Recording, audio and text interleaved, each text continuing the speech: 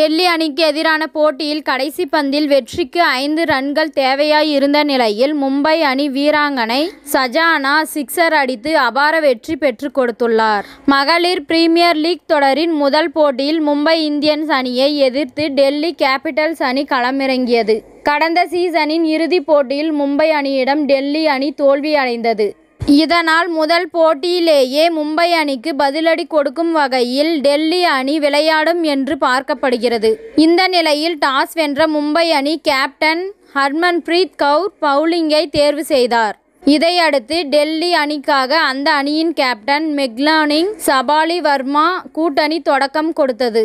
இதில் இந்திய நட்சத்திர வீராங்கனை சபாலி வர்மா 8 பந்தில் 1 ரன் மட்டுமே எடுத்து ஆட்டமிழக்க இங்கிலாந்து வீராங்கனை அலைஸ் கேப்சி களமிறங்கினார். இவர் இருவரும் இரண்டாவது விக்கெட் 64 ரன்கள் பார்ட்னர்ஷிப் அமைத்த நிலையில் லேனிங் 25 பந்துகளில் 31 ரன்கள் எடுத்து வெளியேறினார். பின்னர் இந்திய நட்சத்திர வீராங்கனை ஜெமிமா ரோட்ரிக்ஸ் கேப்சி இருவரும் அதிரடியாக ரன்களை சேர்த்தனர்.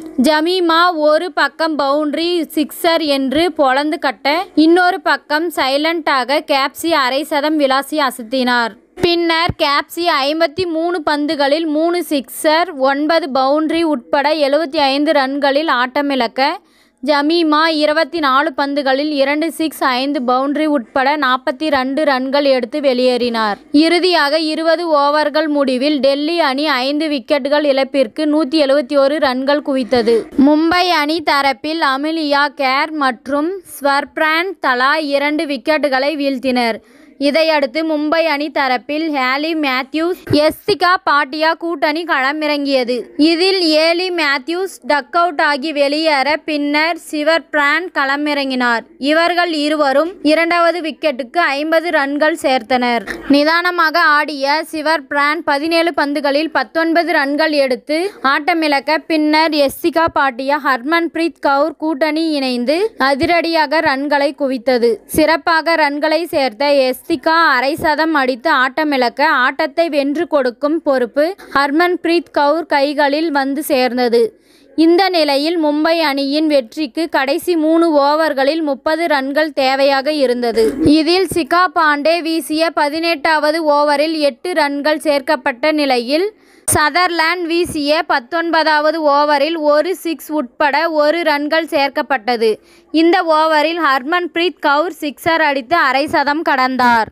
இதனால் கடைசி ஓவரில் மும்பை அணி வெற்றிக்கு 12 ரன்கள் தேவையாக இருந்தது. கேப்சி வீசிய முதல் பந்திலேயே பூஜா வஸ்திரேகர் 1 ரன்னில் ஆட்டமிழக்க, அடுத்த 2 பந்துகளில் 3 ரன்கள் சேர்க்கப்பட்டது.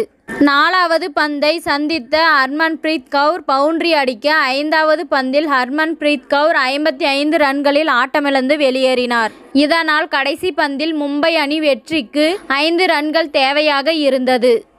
அப்போது வந்த சஜானா கேப்சி வீசிய பந்தில் சிக்ஸரை விளாசி அசர அடித்தார். இதன் மூலமாக மும்பை அணி 4 விக்கெட்டுகள் வித்தியாசத்தில் அபார வெற்றியை பதிவு செய்துள்ளது.